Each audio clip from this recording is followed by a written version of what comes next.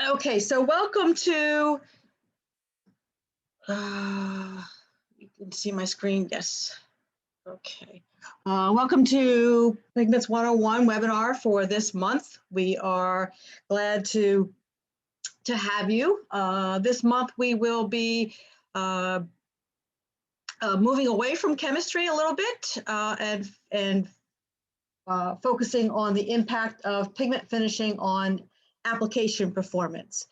And so like we've done in the past, I am recording this session, and I will send the link of the recording and the PDF of the presentation to all of the attendees of the webinar after we are completed here. And if you have a question, please use the chat box in on your screen to be able, and we'll address those at the end of the session here. So without further ado, we will go ahead and get started. So in the past, we've talked about organic pigments from the chemistry side. And in this case, we are talking about the finishing aspects of colorants and their impact on performance in a variety of applications, in addition to some chemistry as well. So we talked about chemistry, and chemistry relates, the chemistry of the pigment relates to about 75 to 80% of the technical performance of that particular pigment, while the finishing aspect of it allows for the remaining 20 to 25% of that particular pigment. So it's a combination of the physical chemistry and the techniques for finishing that are used that generate the remaining the performance of that particular product in the aspect in the application. There we go. Sorry about that. So selecting a pigment can be difficult, but it also is pretty straightforward based on your needs. But however, a pigment is only valuable if it performs in the manner that is required by that particular application and customer. And even within a certain application segment, there are unique application or technical requirements that a pigment would have based on that individual customer.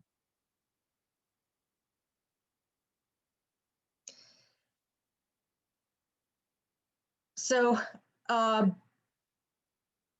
pigment requirements then are vast and wide, and I've listed a number of them here, and there's obviously a lot more that I haven't listed here, but we all have a checklist that we use to address the must, wants, and nice to haves with respect to colorant choice. And we as a pigment manufacturer are here to help you make sure that you select a pigment that fills all of your musts and as many of the wants and nice to haves as we can with that pigment or colorant choice. So there are many physical parameters that define a colorant. I've listed a number of them here. And there's also, I'm sure there's others that are out there as well. But the key thing here is to be sure that to remember that these pigment parameters directly impact the application performance. And it is this aspect of it that is what we're going to be discussing today. So I've used this slide before in the past webinars. As a pigment manufacturer, we generate, we we produce these pigments in certain grades. For example, obviously we have a pigment grade for plastics, for coatings, and for inks. And those grades are typically put in that bucket based on the various techniques in finishing that are assigned to that particular product. Excuse me. For example, I've listed for Pigment Blue 15.3 some typical TDS type properties that you might see for a grade in each of these buckets: the plastics, the coatings, and the inks grades. And I'll draw your attention to particle size as a start. And the particle size for the Pigment Blue 15.3 in a plastics grade is much smaller than the other two grades, primarily because the dispersion residence time in a plastics extrusion process is quite short, and so we want to make sure that we get the best dispersion of that particular pigment in that short period of time. Conversely, if we look at the particle size, surface area, and oil absorption of the inks grade Pigment Blue 15.3, we see quite a bit of difference between the two, which suggests that there is potentially difference in additives or surface treatments that are on this particular pigment, and those data points will result in a different performance, and we'll see this in a few slides. I've always said this, and I'll continue to say this, that just because as a pigment manufacturer we produce pigments in a certain grade for the applications, the general applications, it's not to say that these grades can't be used in other applications. It is important that we match the pigment itself with the application. So if the pigment that works best in your application, and you happen to be a plastics, you have a plastics application, and that pigment that works best is a coatings grade or even an inks grade, then that's what it needs to be. Again, we need to match the colorant to your application needs, regardless of which grade it was originally designed for. So as far as the manufacturing process for organic pigments, I'm highlighting here some of the areas where the finishing techniques are applied. And there are a variety of processes that fall into that big bucket of finishing techniques. The first place is in the surface treatment or additives addition, and that has taken place after the chemistry is done. The crystals are grown and are in a slurry form in the reactor. It's at this point in time that any surface treatment or other additives that the pigment requires are added to the tank to allow time for the additive to be placed onto the pigment surface. And then once that's complete, then the slurry is then filtered and it moves on through the process. And the first place it goes to is a dryer. And there are a number of dryers dryer types that are used in the pigment manufacturing industry. I've listed a number of them here.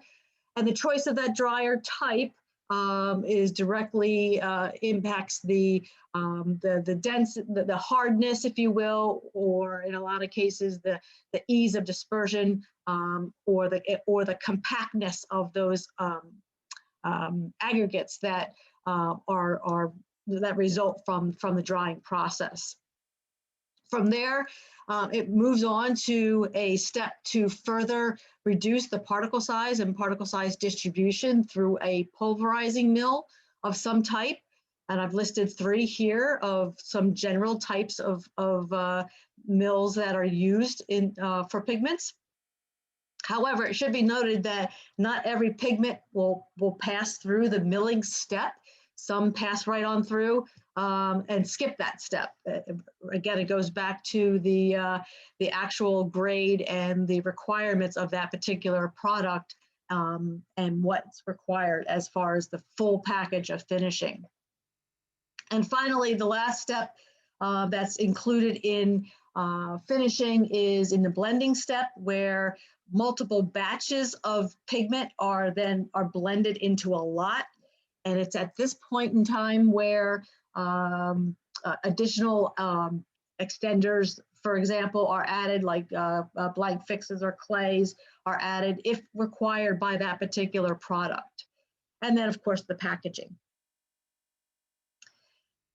From the effects pigment manufacturing side, the finishing is actually part of the beginning process, where the mica is ground and classified in the beginning step versus the ending step, like the organic pigments in here. And then that mica is then put in the reactor for the metal oxide coating chemistry to happen. And then it follows through to be filtered, dried, and coming out of the kiln process where the metal oxide is fully converted to the metal oxide. If that product requires a surface treatment, then it's returned back to the reactor, and that surface treatment is added upon the mica flake at that particular time, and then that slurry is then refiltered and dried for packaging.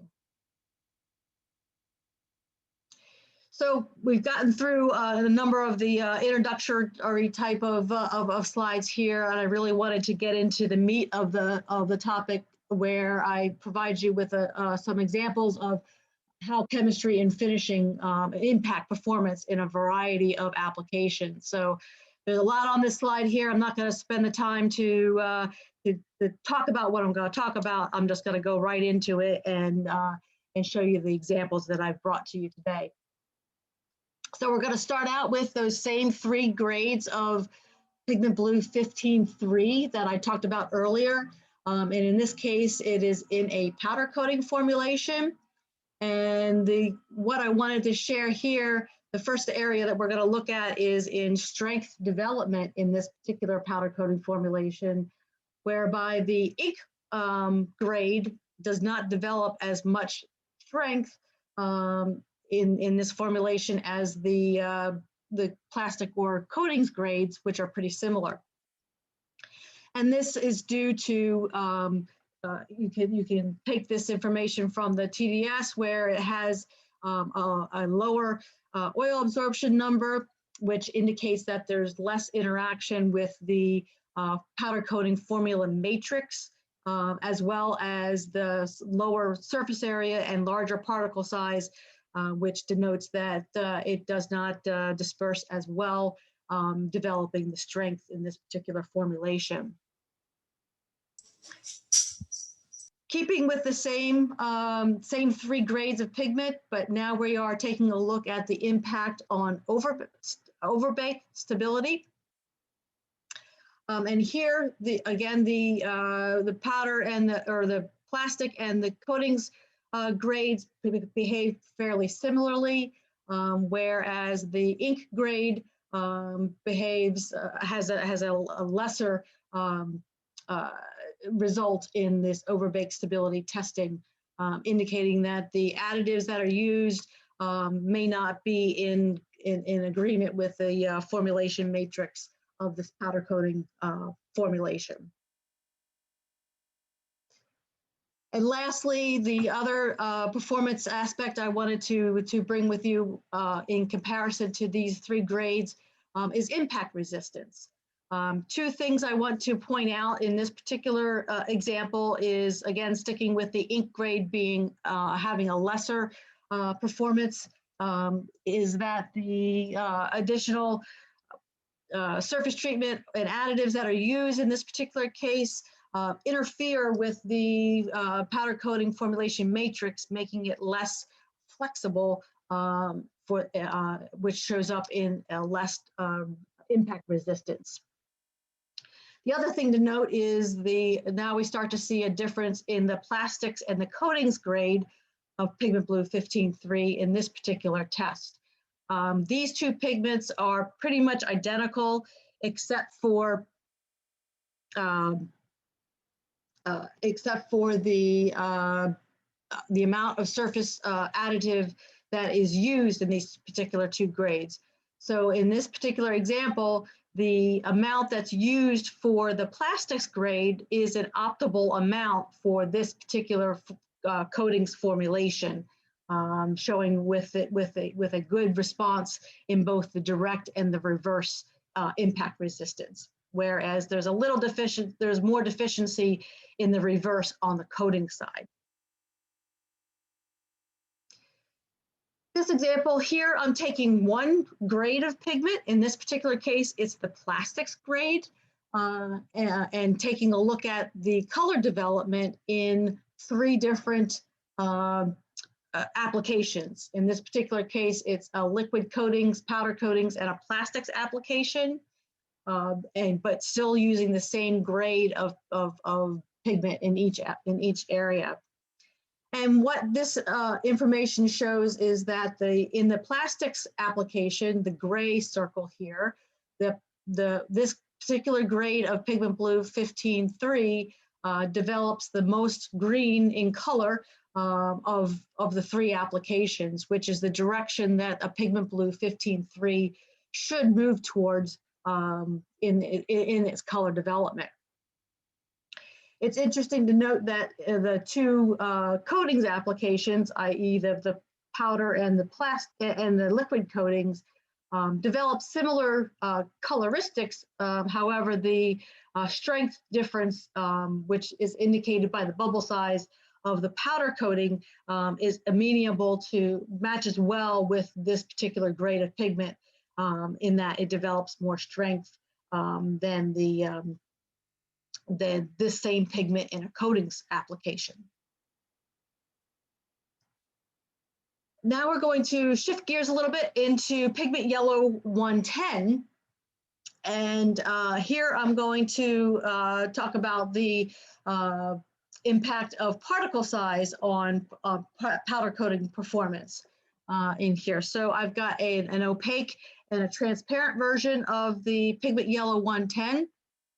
And just to give you a little bit of information about the differences here, the aspect ratio of the opaque is about 2, and the average diameter of these crystals are 64 nanometers, giving a surface area of 27.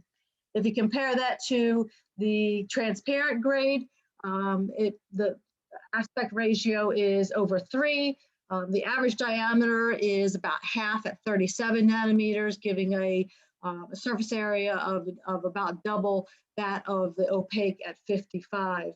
And so with this information, it's automatically going to tell us that the transparent version is going to be a bit more difficult to disperse in various applications. And so I've brought two types of properties that indicate a degree of dispersibility. The first one being the gloss development. In here, 60-degree gloss. And a couple of things to note on this chart and some future charts that I'll show is that in the tint tone formulation, the high amount of TiO2 in the formulation essentially drowns out the impact of the organic in that formulation. As you can tell by there's no difference in the gloss development. However, when you begin to isolate the organic, as in the 50-50 and the mass tone area, you start to see that the transparent version of Yellow 110 does not develop very good gloss, or a lower level of gloss, indicating that there's a lesser degree of dispersion happening in this particular formulation. Another property that gives a clue as to the amount of dispersion that's happening is in pellet flow. Again, same idea with the tint tone type of formulation. The TiO2 drowns out the organic, so focusing more on the organic sides with the 50-50 and the mass tone. Again, we see another attribute that lends itself to say that the transparent yellow 110 is more difficult to disperse than the opaque version in this formulation. And then another way to look at the finishing aspects of this and impact on application is, again, in comparing applications with the same grade. So in this case, I've chosen a coatings grade opaque yellow 110 in these same 3 application areas: powder, liquid coatings, and plastics. And in this case, the blue circle here represents the liquid coating version application. And we see that there is much more redness and yellowness developed of this pigment than in the other 2 application areas. The second thing to note here with the powder coating and the plastics dispersion process being very similar, they're both extruder processes, so they both have limited amount of residence time in that dispersion process to develop color and strength. The thing to note here is that this is more of a formula matching tip here that I wanted to point out, in that the color development is very similar between these 2 similar dispersion processes. However, the formulation of the powder, noted by the orange circle here, is much more friendlier and develops much more strength with respect to this pigment. So formulation and matching the pigment itself is key, as well as the dispersion process. Continuing on with yellow 110, in this example, I am comparing 2 different grades of yellow 110, a plastics grade and coatings grade, in both coatings and plastics application. On the left-hand side is 3 different types of coatings formulations: solvent-borne polyurethane, waterborne polyurethane, and a waterborne decorative formulation. And you can see here that the coating grade outperforms the plastics grade in these 3 types of formulations. However, in the water-based polyurethane, they were pretty much equal. So again, it's really matching the pigment grade to your application and your formulation to get the most optimal performance out of that color index. And then conversely, on the plastic side, the right-hand side chart, the coatings grade doesn't perform as well as the plastics grade in that particular formulation and dispersion process. Start to see a little bit from the TDS type data that there might be a difference between the 2. It's not as clear as to which direction these would go until you actually try it in your application. Now we're going to go back to something that we talked about a little bit last month in our high performance azo webinar. Again, we've said this before. The chemistry is about 75 to 80% of the colorant's performance, and the finishing techniques takes care of the remaining performance aspect of it in here. So this is just a reminder that of that particular point, and the next few slides will first show the chemistry difference, and then I'll show some finishing differences between the 2. So in this case, we're looking at the orange space by looking at orange 34, orange 64 and orange 36. So this is the first example is taking a look at strength development in a powder coating formulation. And in that webinar last month of high performance azo pigments, I did mention that one of the negatives that can occur with a high performance azo pigment is that in a comparable color space, the high performance azo pigment can have a lower strength level than an equivalent color classical azo. And here's one good example of that particular property difference with the orange 34 in green being a classical having a higher strength than the two high performance azos. Next is again going back to some degree of dispersion with respect to chemistry, and I won't talk about the. We'll focus on the organic side at the 50-50 and the mass tone type levels. Here you can start to see a big difference even between high performance azo pigments with the orange 36 and the orange 64. Having a much lower gloss level than its counterpart, orange 36. And the orange 34, depending on the formulation, kind of holds up when the TiO2 is present, but then starts to fall off as the isolation of the orange organic pigment takes place with the mass tone and the carbon black reduction. And then similarly, pellet flow is another area to assess the amount of dispersion available. And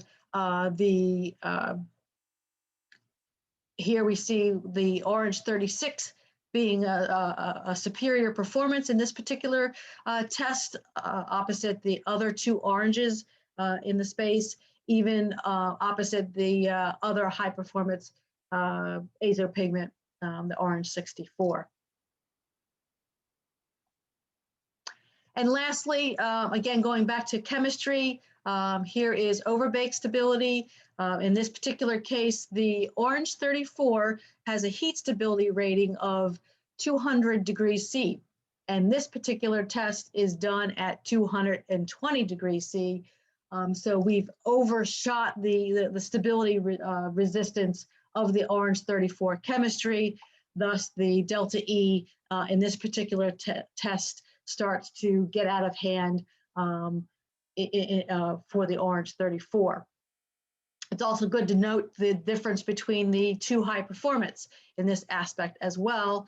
The orange 64, the orange bars here, depending on the formulation, when you get to that mass tone area, then it is a big difference between the orange 36. So for this particular property, if your part needs to go have multiple passes through an oven, or your oven train is not as controlled as possible, the orange 36 would be a better candidate than the orange 64. So moving into the comparison of a single grade in different applications, here we are taking a look at an orange 64 which is a plastics grade orange 64 in these same three application areas. And in this particular case, this plastics grade of orange 64 develops more redness and yellowness in a liquid coatings formulation than it does in its end application, the plastics formulation. So it's always good to note. Again, we're matching the pigment to the application requirements to get the most out of that particular pigment. Again, going back to a similar comment that I made earlier about the powder coating and the plastics coating. Here, similar color development, but very different color strength development. And that's really due to the formulation and pigment interaction, whereby the powder coating formulation is much more attractive for this particular grade of Orange 64. Now moving into some of the finishing techniques impacts of these grades of pigment. In this particular case, still staying with the Orange 64. And in this slide, I am showing the comparison of a coatings grade to a plastics grade in the in a solvent-based liquid coatings on the left-hand side, and in a plastics application on the right-hand side. So what this shows us that the plastics grade, the 2917, is underperforming the coatings grade in a coatings formulation with respect to strength. However, it outperforms in plastic versus the coatings formulation. Unfortunately, the TDS type data does not lend itself to getting a glimpse of what the differences might be in your application, as these particular two products have very similar properties about them. So it goes back to potentially trying them in your specific application. And then moving on to the Orange 36 as far as finishing techniques. Here I am comparing two grades in the coating aspects of it, the 2915 and the 2916 in two different applications, a liquid coatings application and a plastics application. And in this case, the 2916 grade of coatings Orange 36 is much stronger in the coatings formulation and even stronger in the plastics formulation over the sister grade of 2915. And here, the oil absorption gives us an indication of what might happen in your formulation, with the 2916 having a lower oil absorption number, indicate that it will be take less dispersant or dispersing to be able to get the most out of the pigment. And then lastly, from the organic side, we are looking at the Pigment Red 122 in an ink application. And here I'm also taking a look at two different grades from the ink category, as well as one from plastics and one from coatings, and taking a look at viscosity and gloss development in an NC ink formulation. And what you see here with these two grades is that the 5308D grade has a different and higher amount of surface treatment in this particular formulation, which then interacts with the NC ink formulation, resulting in a higher viscosity. But also, it also has the softest milling technique applied to it, which helps with the dispersion process. So the combination of the higher viscosity and the softer grind finishing technique allows it to develop more gloss in this particular formulation, but it does come with the caveat of a higher viscosity. So shifting over to micas for a few moments. We use surface treatments for micas for a number of reasons, to slow an undesirable reaction from occurring in your formulations, to change the rheology of the system, to improve the overall performance, or to reduce an undesired effect. So there are many reasons why we would use a surface treatment on a mica. And in the examples that I brought today, I'm using that third one in there to improve the overall performance in terms of durability. So this slide there's a lot of information on this slide, but what we've done here is we've taking a look at two different types of chemistry of surface treatment. The yellow lines are a chrome-free surface treatment, and the blue lines are a chrome-containing surface treatment on a silver mica. And here we are taking a look at gloss retention over time in here. And then the three different lines represent different amounts of surface treatment that we've put onto the mica itself. And so what this tells us is that for this property, gloss retention, it is the surface treatment chemistry and the amount of that chemistry that provides the desired result that you might be looking for in this particular property.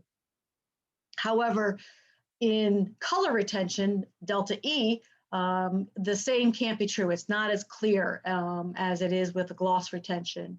And for this particular property, it's a combination of choice of surface treatment chemistry and amount that gets us to the desired end property that we are looking for. So it's always going to be a balance of properties and pigment to be able to choose from for your application. So again, it's a balance. It's a balance by choosing the appropriate chemistry and then also the appropriate finishing on that particular pigment, which then results in the performance of that particular pigment. That has to be balanced with your application chemistry and your application process, which then defines what the performance of that application needs to be. And then that allows us to help you with selecting the appropriate colorant for your needs. Again, trying to check off all of those musts, as many wants as we can, and even a few nice to haves on your list of pigments for your needs. So we're here to help in that selection process and to answer the questions that you might have with respect to finishing techniques and how they relate to your technical requirements for a colorant. So next up, we will return to chemistry and take a look at the remaining high performance pigments in the polycyclic bracket of pigments that we haven't already talked about. That'll be held on July 27th. And so look for your invitation to come sometime in the week of July 19th. And then in August, I'm going to mix it up a little bit and we're having two webinars in the month of August, one on the 10th of August in advance of the powder coating summit, where we will focus on powder coating specifically. And at the end of August, on August 31st, we will have a webinar on the plastics application in advance of RETEC, which is also going to be held in September. So look for those invitations a week ahead of each of those webinars. Of course, I can't do this by myself, so our team is here to support you in all of your needs. So feel free to reach out to any one of us with any of your questions or needs, and we'd be happy to help. And so at this point, I'd like to open up to any questions that you might have through that. So I did get a couple of questions along the way. The first question was, were all the ink references for waterborne?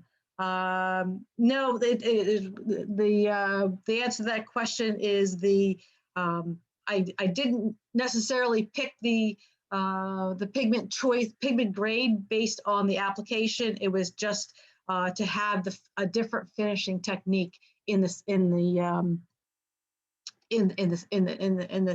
group of pigments for evaluation. The next question was, what will I be able to share the presentation? And yes, so all of the attendees will get a PDF of the presentation as well as the link to the recording. So the next question was, can you give us some examples of major types of surface treatments for coatings, inks, and plastics? And so, boy, it's quite varied. This could be, as far as additives are concerned, they could be things like rosin might be added in there. Pigment derivatives are typically used. Polymeric synergists are used as surface treatments. So it can be very, very wide and varied. One thing to note in this particular case, and a good example of this, if you look within the different grades, there are many more products in the coatings and the ink bucket of pigments, primarily because there are so many different formulations in those areas, such that the surface treatments have to be more varied to be able to match up to the end application in the coatings and inks area versus the plastics applications.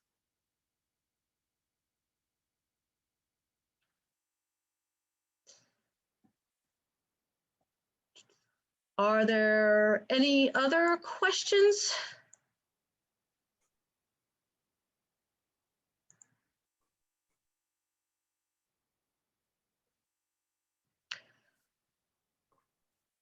Okay, you certainly can reach out to me directly if you do have a question after this presentation, and after you had some time to think about it, feel free to reach out, and we're here to help you in your color needs.